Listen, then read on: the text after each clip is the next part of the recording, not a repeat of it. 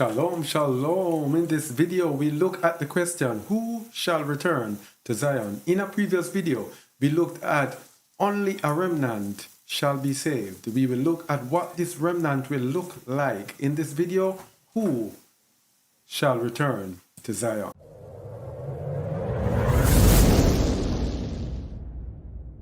I say then, have they stumbled that they should fall? Yahuwah forbid. But rather through their fall salvation is come unto the Gentiles, for to provoke them to jealousy. To provoke them to jealousy. And we have this today. This jealousy over this Gentile salvation. This never-ending debate on the internet as to who can be saved. Oh, can Gentiles be saved? And up to today, was it? I saw on today or yesterday, I saw on YouTube another new one from one of the Hebrew Israelites. Debate with Christian apologetics. Can Gentiles be saved? It is never ending.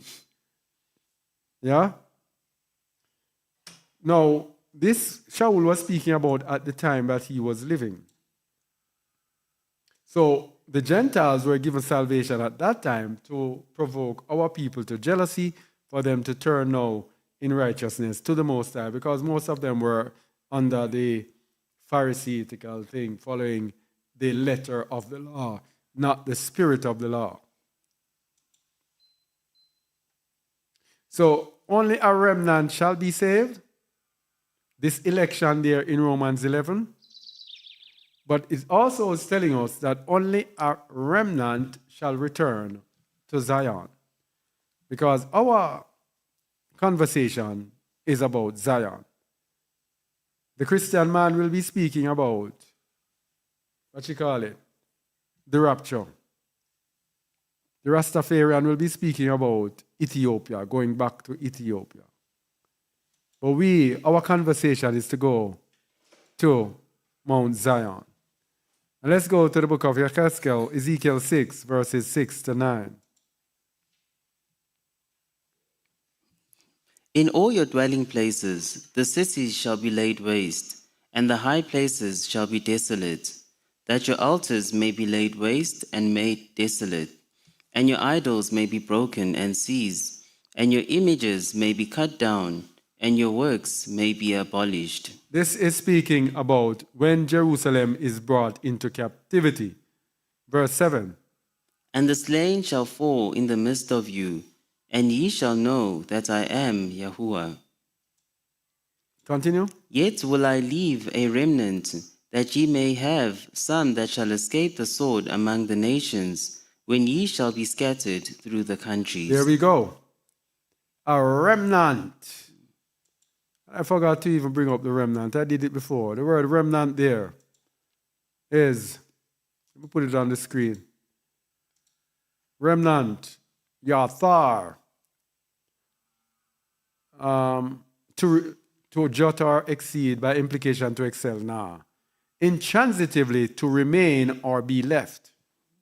Causatively, to leave. Cause to be abound, to abound, preserve. Excel, leave a remnant, left behind. Which other one? Preserve. Be, let, remain. Remainder, remaining. Residue, rest. So the remnant is a small amount that is left behind. That ye may have some that shall escape the sword among the nations. And this sword here among the nations might not necessarily mean literal sword or a literal death from a weapon. The sword can also mean what? Damnation. Because we have eternal life, which is escape from the sword. So when we are in line for eternal life, we escape the sword among the nations. When ye shall be scattered through the countries. Then verse 9. And they that escape of you shall remember me among the nations, whither they shall be carried captives. All right. They that escape of you. And this word escape there is the word palit, which means a refugee. Let me get it in case you don't believe me. Palit, where is it? Escape, H6412. Why isn't it coming up? It doesn't want to come up. All right, let's see if it comes up. No. Yes, Palit from H6403, a refugee that have escaped. Fugitive. Fugitive, a refugee. So those, when it says, they that escape of you shall remember me among the nations whither they shall be carried away captive. Continue. Because I am broken. Is verse 9. Because I am broken with their whorish hearts, which hath departed from me, and with their eyes, which go whoring after their idols, and they shall loathe themselves for the evils which they have committed in all their abominations. All right, so we shall loathe ourselves. But those who are escaped, who are carried away captive, he will leave a remnant to escape. But we want to show you that we have to realize that the elect shall be the remnant who inherit Zion. This word elect here is very important that we understand this word. It is the elect who shall be saved. Now, the elect are those, my people, who are above all others. Mediocrity will not get you into the kingdom. Coming on Shabbat and just listening to the word, and then going away, hearing a few things, and then you continue your life as it is. I cannot get you in the kingdom. That is religion. And that has nothing to do with the Most High. The Most High loves when you hear His word and you fear Him, you tremble at His word. When you hear His word, then you will undertake to do it because you fear Him. The elect will fear the Most High. If you are one of those who take this thing lightly, you may not inherit the kingdom. You have to up your game. It's time to up your game. Turn it up. It's time to turn it up. In Jamaica, they had a slang and even a song with the slang a few years ago, many years ago. They call it turn up the thing, which means turn up the thing. It's time for turn up the thing. Those who are Jamaicans will understand. Time for turn up the thing. Time to turn it up. Yeah? So the elect shall be the remnant who inherit Zion. Isaiah 65 verse 9, and then we'll go to verse 22. Turn it up. Turn it up. And I'll bring forth a seed out of Jacob, and out of Yehudah, an inheritor of my mountains, and mine elect shall inherit it. Oh boy. And my servants shall dwell there. Mine elect shall inherit it. What? His mountains. And inheritor of my mountains, Mount Zion. It is the remnant. And remember, it's the elect that shall inherit Zion. It is the remnant that shall inherit it. Okay? Verse 22. They shall not build, and another inhabit. They shall not plant, and another eat. For as the days of a tree are the days of my people, and mine elect shall long enjoy the work of their hands.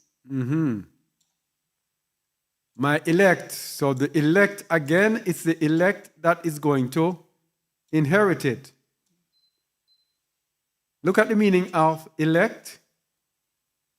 It's the Hebrew word bakir, which means chosen one. And in the New Testament Greek meaning, in addition to chosen, there is by implication favorite. So these are the favorites of the Most High. These are the chosen ones of the Most High who will inherit his holy mountain, Mount Zion. It's not everybody. It's his elect. So when we read in the New Testament about the 144,000, let's just give an example. Let's get an understanding of this end time thing with the 144,000. The elect 144,000 are believers that are alive. Revelation 7, verses 2 to 4. Believers that are alive. Read it, please. And I saw another angel ascending from the east, having the seal of the living Yahuwah. And he cried with a loud voice to the four angels, to whom it was given to hurt the earth and the sea, saying, Hurt not the earth, neither the sea, nor the trees, till we have sealed the servants of our Eluah in their foreheads. All right, so these people will be alive to be sealed. Okay? Verse 14, and these are the end times. These are the days that we are living in right now because we are living the book of Revelation. Read verse 4. And I heard the number of them which were sealed, and they were sealed 144,000 of all the tribes of the children of Yasharal. That's 12,000 from each tribe. 12,000 from each tribe. Only 12,000. And Rafuma was saying in the Gospel of the Holy 12, I think they have another name for it. It says it's not even 144,000. It says it's 144. Now, if that 144 is so, then I have been weeping since I heard that. Hope that is not so, because it is my wish that not only that I can be saved, but that as many people as possible can be saved. So it's a very low number who are going to go back and going to enter Mount Zion. Revelation 7, verse 9. After this I beheld, and lo, a great multitude, which no man could number, of all nations and kindreds and people and tongues, stood before the throne and before the Lamb, clothed with white robes and palms in their hands. And with the next verse? And cried with a loud voice, saying, Salvation to our Eluah, which sitteth upon the throne, and unto the Lamb. So we have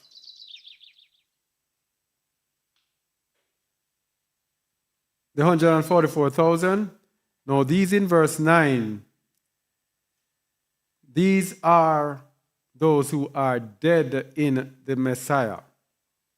So we have the 144,000 who are alive, and then we have the dead in Messiah. Now these dead in Messiah here are spirits, are ruachoth. But these ruachoth are going to rise again when the Messiah returns.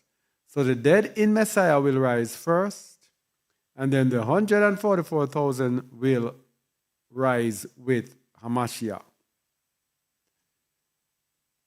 So we have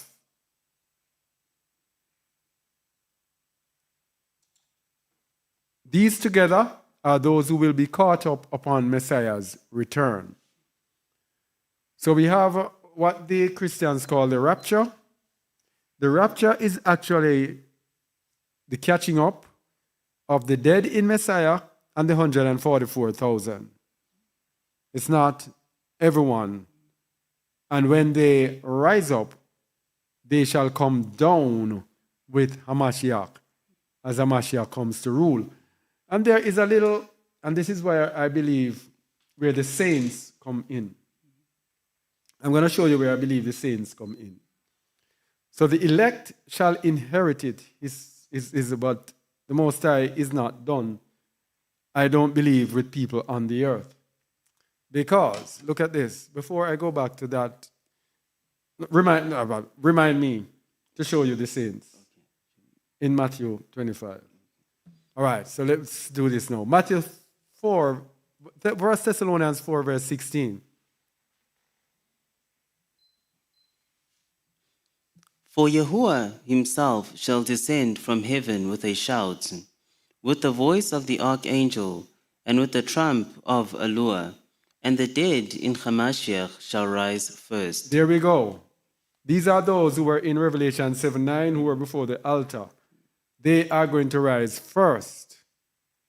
Then verse 17 says, Then we which are alive and remain shall be caught up together with them in the clouds. That's 144,000. Continue. To meet Adonai in the air, and so shall we ever be with Adonai. At the time when Shaul was speaking, Shaul was thinking of it happening imminently. So he now has become the dead in Mashiach. All right? So the 144,000 are 144,000 people who are going to be alive. Yeah? So I was telling you that I don't think the Most High is done because there is now the saints.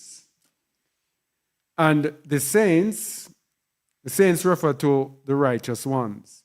And in Matthew chapter 25, it tells you that when Hamashiach comes and is seated on his throne of splendor. Now, when he's sitting on his throne of splendor, he would have already met with the 144,000 and the dead in Messiah already. But it tells us in Matthew 25, verse 31. When the Son of Man shall come in his glory, and all the holy angels with him, then shall he sit upon the throne of his glory. And before him shall be gathered all nations, and he shall separate them one from another, as a shepherd divideth his sheep from the goats. And he shall set the sheep on his right hand, but the goats on the left. Then shall the king say unto them on the right hand, Come, ye blessed of my Father, inherit the kingdom prepared for you from the foundation of the world. For I was an hungered, and ye gave me meat. I was thirsty, and ye gave me drink. I was a stranger, and ye took me in. Now, this sounds, like it can be the elect and it can be other saints as well. Because the kingdom prepared for you from the beginning of the world, it would have prepared the kingdom for the elect. Is it? So we're trying to find a way for, but it's kind of looking stiff. I don't know at all if it is anyone besides the saints, besides the elect, who will receive the kingdom. Go to verse 36. Naked, and ye clothed me. I was sick, and ye visited me. I was in prison, and ye came unto me. Then shall the righteous answer him, saying, Master, when saw we thee an hungered, and fed thee, or thirsty, and gave thee drink? All right. So he says, then shall the righteous answer him. And verse 40. And the king shall answer and say unto them, Verily I say unto you, inasmuch as you have done it unto one of the least of these my brethren, ye have done it unto me. All right.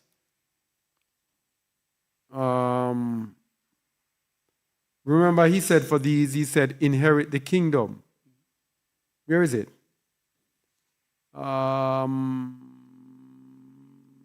34. 34.